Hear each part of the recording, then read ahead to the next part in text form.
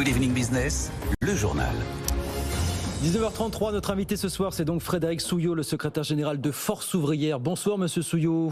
Merci beaucoup d'être avec nous ce soir dans Good Evening Business. Donc prochaine grève contre la réforme des retraites, c'est le 31 janvier prochain. Et on commence à entendre dire de plus en plus grève reconductible. C'est-à-dire que nous sommes partis derrière pour une série de jours de grève indéterminés. Est-ce que c'est comme ça que les choses se profilent, Monsieur Souillot? Alors, c'est ce qu'on entend dire en tout cas. Donc les choses se profilent. Cette semaine déjà, tout un tas d'actions partout sur le territoire et dans certaines branches.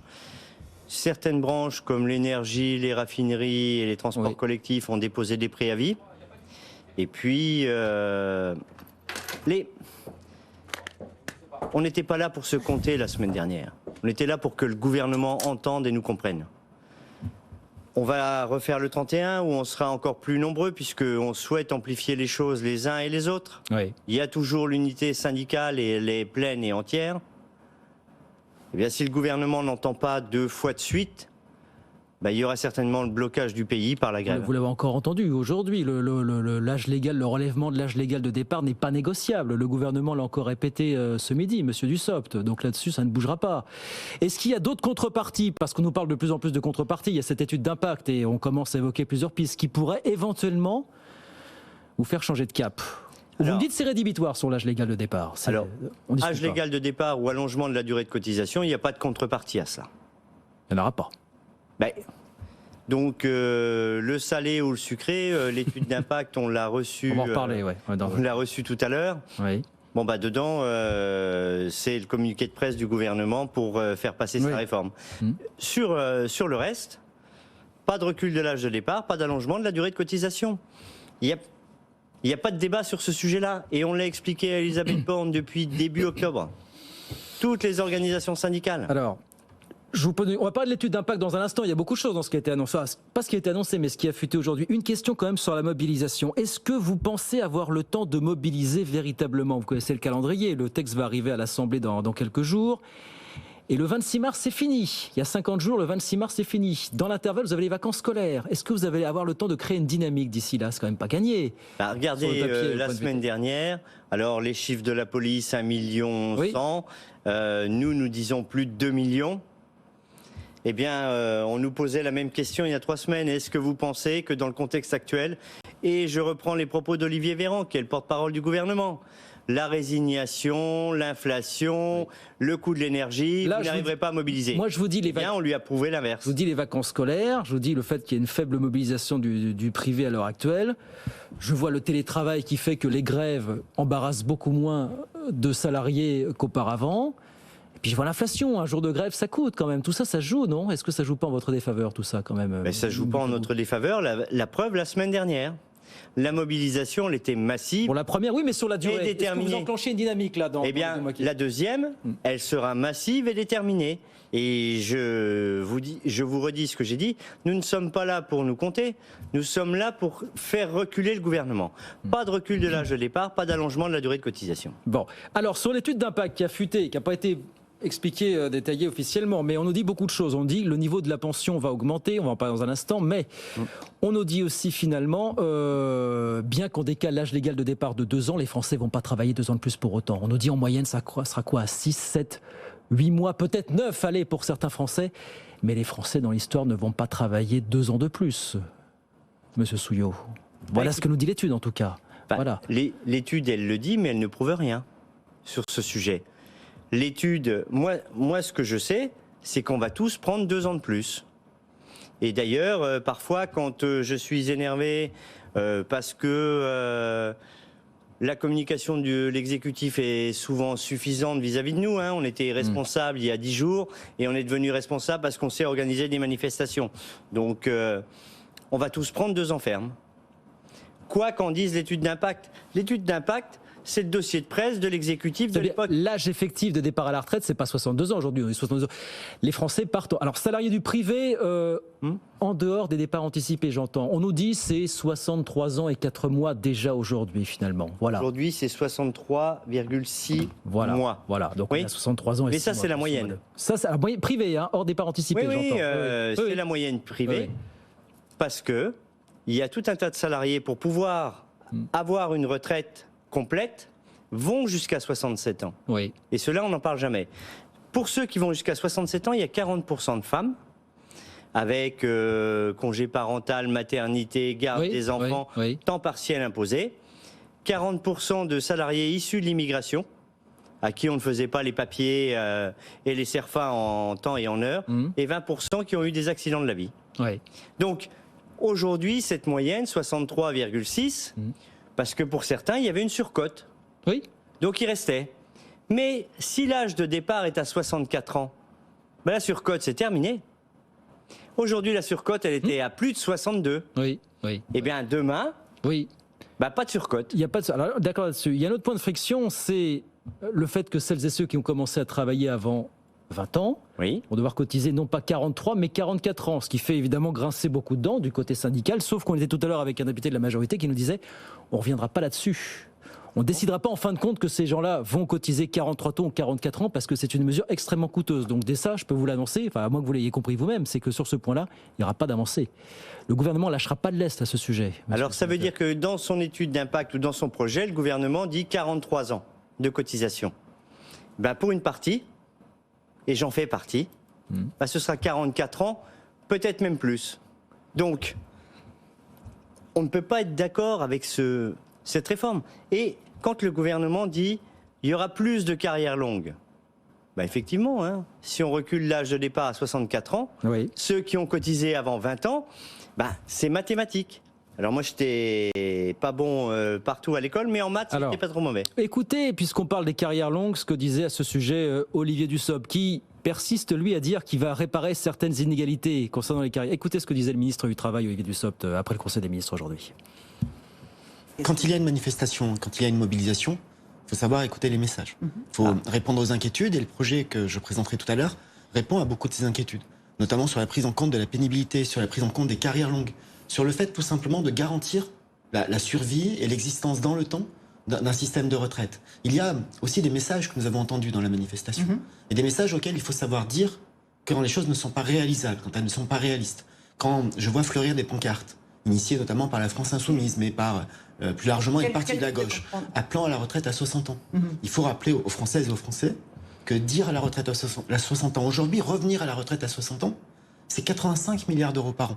Ça n'est juste pas possible. Voilà, ça c'est l'autre question que je voulais vous poser. Vous êtes contre le décalage de l'âge de départ de 62 à 64 ans. Est-ce que vous réclamez aujourd'hui le retour à 60 ans, Monsieur Souillot, chez Force Ouvrière?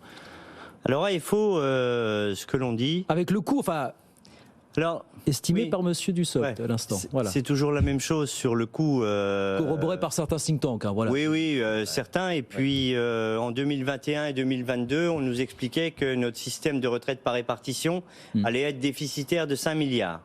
Il est excédentaire de 4. Ils se sont juste trompés de 9 milliards sur 2 ans. Il ne le sera pas éternellement.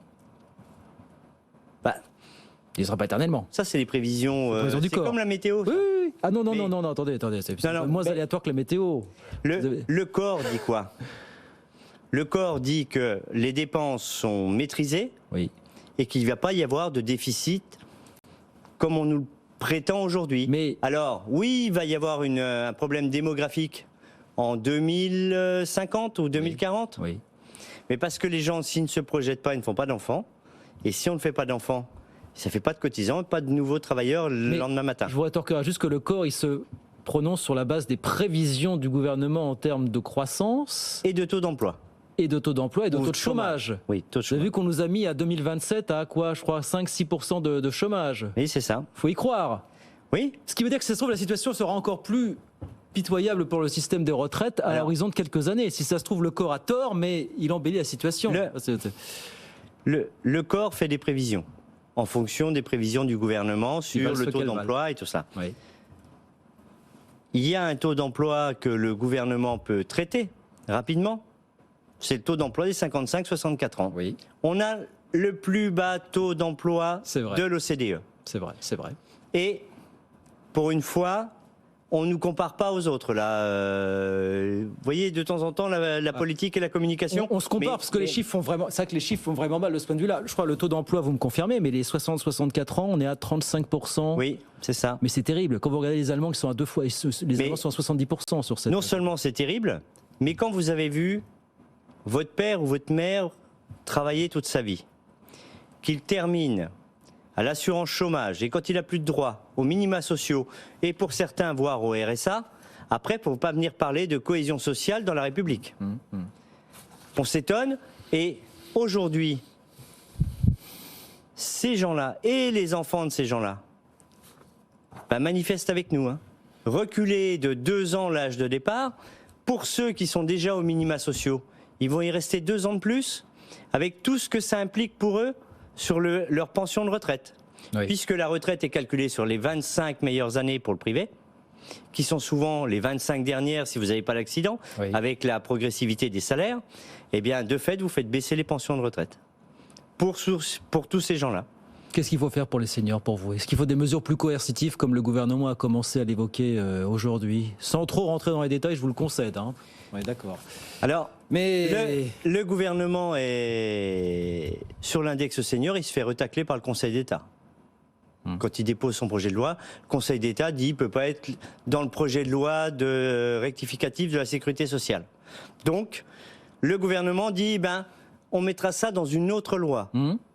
C'est-à-dire on fait un chèque en blanc. Sur l'emploi des seniors, il y avait tout un tas de choses qui existaient avant 1999, l'aménagement du temps de travail. Il y avait l'ARPE, par exemple. Oui. Le départ d'un ancien pour l'embauche d'un jeune. Et puis, il y a ce que nous sommes en train de négocier en accord national interprofessionnel sur accident du travail, maladie professionnelle, pour parler de prévention. Eh bien, comment on peut prendre des seniors qui ont la compétence et l'expérience pour former les nouveaux arrivants. Un métier un peu plus doux, moins poussé sur les charges et sur le reste, alors moins justement, pénible. C'est intéressant ce que vous dites, parce qu'on avait ce matin le côté patronal, le président du METIS, c'est le mouvement des entreprises de taille intermédiaire, qui faisait une proposition intéressante. Je vais vous faire écouter ça aussi en quelques secondes. Il proposait de mettre en place un système d'exonération de cotisation à partir d'un certain âge. Écoutez ce que disait Philippe Dornano ce matin sur BFM Business. Vous me direz ce que vous en pensez après.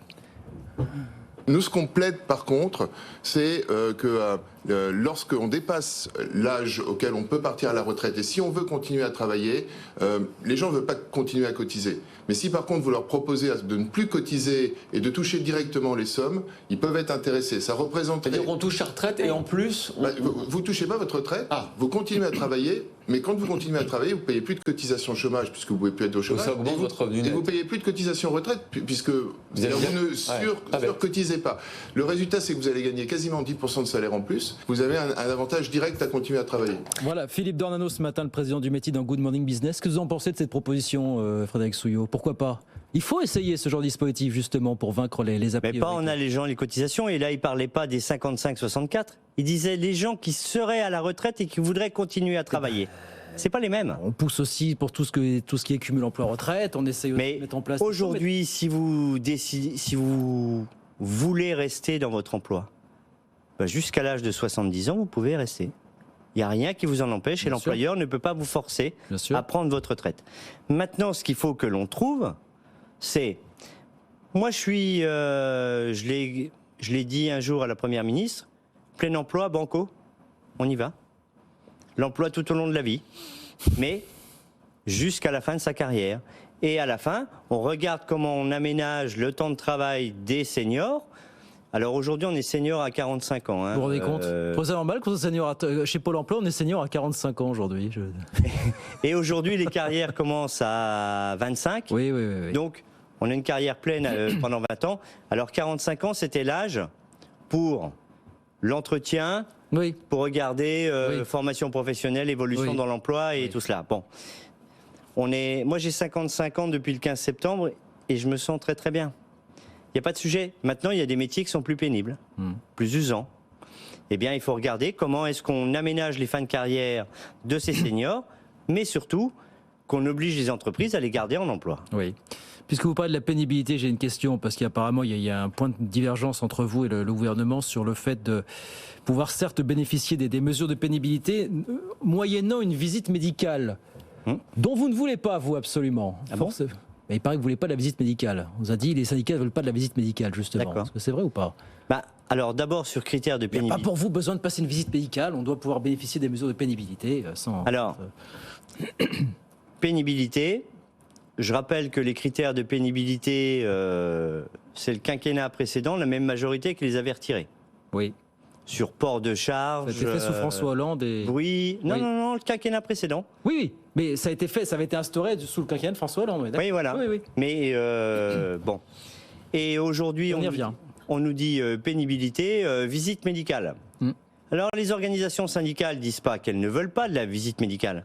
Maintenant, ce que l'on souhaite, c'est un socle commun pour la pénibilité, pour vous comme pour moi, quels que soient nos métiers. S'il y a port de charge, vibration, Oui, oui. horaire décalé, tout Oui. cela. Et après, on a expliqué aussi à la Première ministre et au ministre du Travail, il les fait faire par qui ces visites médicales? Il y a de moins en moins de médecins du travail. C'est vrai. Donc, alors, on va créer de l'emploi, mais cette information-là sur visite médicale, le temps des études, il ne va pas y avoir de génération spontanée. Hein. On est parti pour 7 ans. Donc, il faut faire des propositions qui soient cohérentes. On nous dit qu'il y aura déficit, qu'on veut garder les seniors dans l'emploi, mais on pourra voir ça pour la pénibilité d'ici 7 ans. Elles ont été retirées ces mesures de pénibilité parce que tout le monde considérait que c'était une usine à gaz. Vous craignez pas le retour d'une usine à gaz et qu'à l'arrivée, on n'arrive pas à mettre en place. Justement, il ne faut pas d'usine à gaz. Ouais, mais on allait un peu vers ça à l'époque, hein, quand même. Alors, on va vers ça à chaque fois qu'on ne veut pas aboutir à quelque chose. Eh bien, on complexifie parce que les employeurs, suivant les branches, en veulent ou en veulent pas. L'exécutif dit mais est-ce que ça convient à notre majorité? Et nous, les organisations syndicales, on pense au travail et aux travailleurs. On regarde les choses dans l'autre sens. Et dans l'autre sens, vous avez remarqué qu'on est revenu sur pénibilité aujourd'hui. Oui. Parce qu'à un moment, en termes de sémantique, on disait « Ah ben non, le travail n'est pas pénible ». Alors on parlait d'usure au travail. Alors on l'appelle comme on veut. Mais c'est bien la pénibilité au travail. Et il faut travailler sur la prévention et non plus sur la réparation. Pas que sur la réparation. Maintenant, parler de prévention, comme l'a dit le ministre du Travail, alors qu'il vient de retirer 0,1 de cotisation patronale sur accident du travail, maladie professionnelle, pour faire un swap, pour le boucher les mettre trous, sur, voilà, pour atténuer. pour dire aux employeurs, vous aurez une surcotisation, mais je vous l'enlève de là et je vous la remets là. Pour dire, parce qu'on cherche du travail, c'est une réforme avant tout pour faire des économies, pour aller trouver de l'argent. Donc entre le gouvernement qui dit, nous faisons cette réforme qui va nous rapporter 17,7 milliards par an à horizon 2030, et vous qui me dites le vrai sujet, l'un des vrais sujets, c'est aussi la formation. C'est l'emploi. C'est l'emploi. Oui, on en revient toujours à la même conclusion. On cherche de l'argent aujourd'hui, monsieur Souillot. On cherche de l'argent, voilà. Eh bien, si on augmente de 10 points le taux d'emploi des 55-64 ans, et c'est pas moi qui le dis, c'est Jean-Hervé Lorenzi. J'ai cru que vous allez me relancer sur les milliardaires, moi, même. Non, c'est pas mon style. 10 points les 55-64 ans, ça fait 50 milliards en 2030. Et là, on parle pas de 17 ou 18, parce que ce que dit le gouvernement là sur 18 milliards, il oublie de dire qu'il va y avoir une partie de ces milliards qui ne seront plus sur retraite, mais il y en aura 4 milliards qui seront sur assurance chômage, parce que ceux qui n'ont plus d'emploi ou qui devront attendre encore plus longtemps, ce sera assurance chômage. Une partie sur quand vous êtes en maladie, longue durée ou invalidité. 62 ou 64 pendant 2 ans, vous allez rester à la maladie et la validité, et là ce sera la sécurité sociale qui va le régler. Donc ce sera 18 milliards sur les caisses de retraite, mais au bout du bout, dans le budget de notre protection sociale collective, il va rester combien? Donc l'emploi, et je redis sur plein emploi banco, mais pas n'importe quel emploi. Pas n'importe quel emploi, évidemment. Temps plein, et voilà, 35 heures par semaine. Est-ce qu'il nous reste une grosse minute? Est-ce que vous dites que le non-dit absolu dans toute cette histoire, c'est que ça ne sera pas la DER? Et que dans 10 ans, finalement, on y reviendra à cette réforme des retraites, quoi qu'il arrive. Je pense que celle-ci ne sera pas la DER parce que c'est un choix politique. Parce qu'il n'y a pas de vision. Elle n'est pas justifiée financièrement. Économiquement, c'est pas justifié. Aujourd'hui, c'est un choix politique. Je serai celui qui aura reculé l'âge de départ à la retraite. Point. Eh bien, nous, disons, pas de recul de l'âge de départ, pas d'allongement de la durée de cotisation. Bon. Vous avez quelques semaines pour faire vos preuves et faire plier le gouvernement. On rappelle, le texte arrive à l'Assemblée dans quelques secondes. Ça commence la semaine dernière. Et tout sera terminé le 26 mars, puisque les débats s'arrêtent au Parlement. Et on peut considérer qu'après, il y aura des mobilisations. Donc vous avez quelques semaines encore de 3 journées. Et ça va se jouer notamment dès le 31 janvier prochain, finalement. Et peut-être que ce ne sera pas voté le 26 mars. Vous pensez que ça ne sera peut-être pas voté? Vous comptez sur la France Insoumise et l'opposition pour faire de l'obstruction et pour... Mais aujourd'hui, il y a l'obstruction constructive, hein, attendez. Oui, non, mais il n'y a pas de majorité à l'Assemblée nationale pour voter cette réforme des retraites. Oh, apparemment les choses mais bien emmanchées du côté des LR. Enfin, en tout cas, on essaie d'aller chercher des voix. Mais... Peut-être, je n'en sais rien. Mais ma grand-mère avait coutume de dire qu'on compte pas les œufs dans le cul des poules. Et ben voilà, c'est exactement l'expression qui s'impose. Débat au Parlement et la parole à la rue à partir du 31 janvier, peut-être les jours suivants. Merci beaucoup, Frédéric Souillot. Merci beaucoup d'être passé nous voir, le secrétaire général de Force Ouvrière avec nous ce soir sur BFM Business.